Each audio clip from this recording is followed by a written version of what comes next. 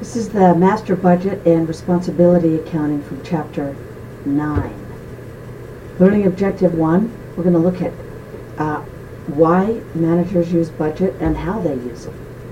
First off, a budget is basically a plan for a specific period of time. And it helps management to determine how they're going to use their resources. There's a finite amount of resources, and so they got to figure out what do we want to do with what we've got. And when we talk about resources, we're talking about money, people, equipment, buildings, all of your assets. And it's also used to estimate future costs and revenues so you don't get caught short.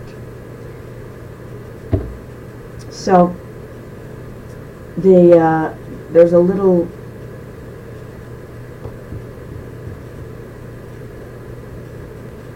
graphic here. First, managers have to develop a strategy, and what they'll do is they'll set some goals and then figure out some strategies, ways to achieve those goals.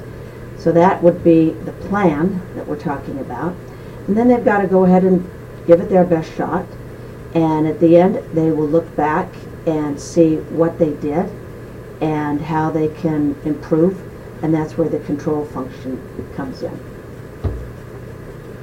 There's something called a rolling or a continuous budget, and it's a budget that's continuously updated, so you always have the next 12 months of operations out.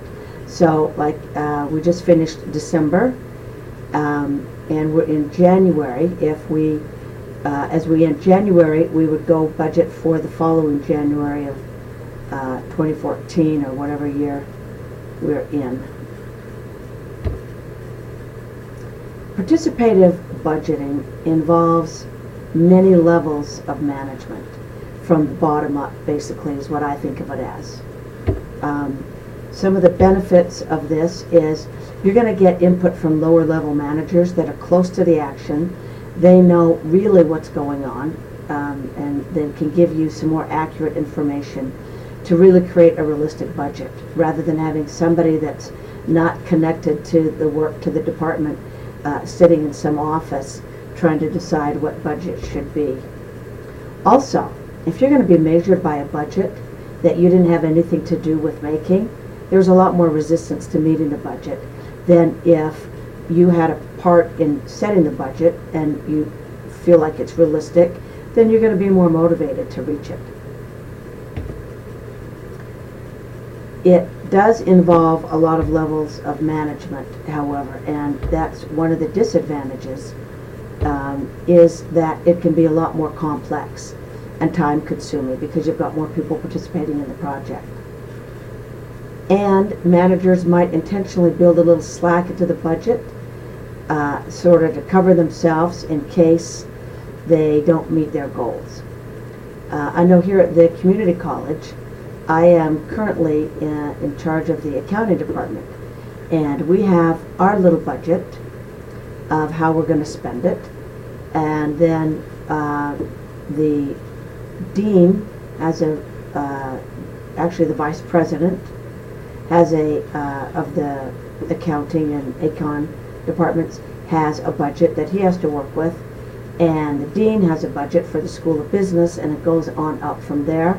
And the school budget is basically created by the president of the college and the budget committee, and they sometimes have to even account to the state legislature, I should say. And so they let us decide what to do with our money. Though I have to say they tell us how much we've got, and then we have to figure out how to use it. So the starting point to developing budgets is usually you just look at what you did last year. There's something called SALY, Sally, same as last year.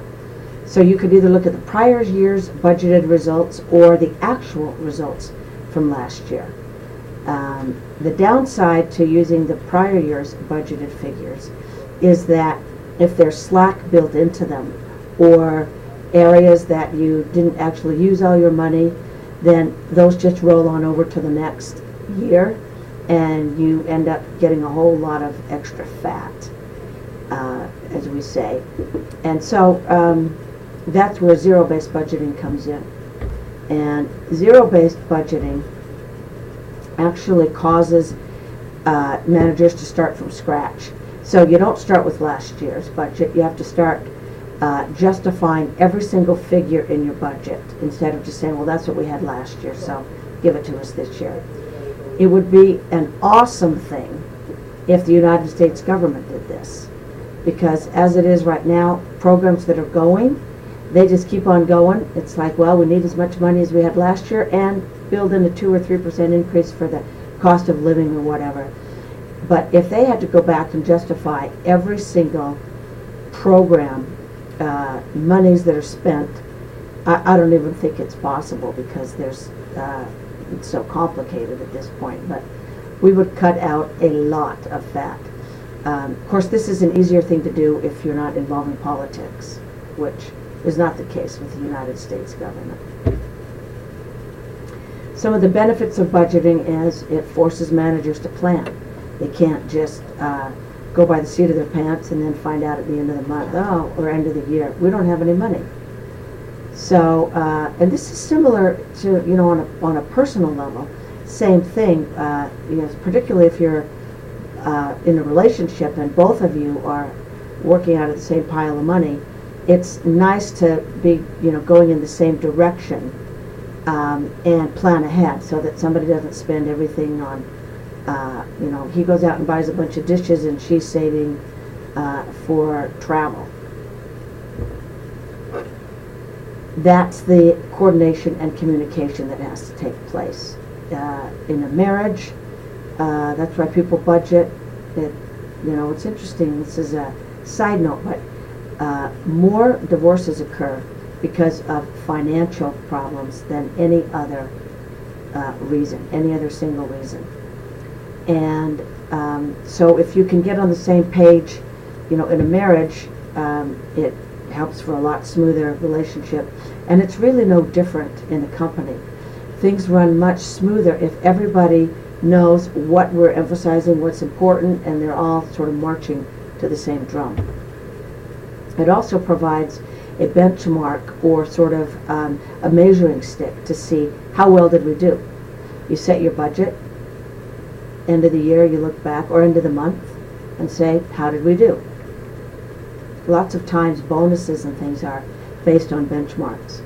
I know my brother-in-law is a patent attorney, and they have a certain amount of budgeted hours that they have to bill and collect. And once they hit that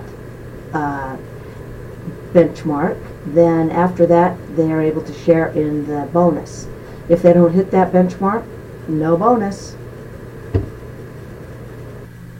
Okay, we've got the master budget here, which is the comprehensive planning document for the whole organization. And there's all kinds of supporting budgets in there. You've got your operating budget. Companies will start with the sales budget. That drives all of the other budgets. Then, based on what you're going to sell, you are going to have to produce. And the production budget consists of materials. You got to know how many materials to buy and when. The labor budget, make sure you've got enough labor and enough money for labor. And also the manufacturing overhead budget. In addition, you have your operating expense budget. So you can see you've got your period costs down below in the operating expense budget. Your production budget consists of your product costs. And then from there you can create a budgeted income statement.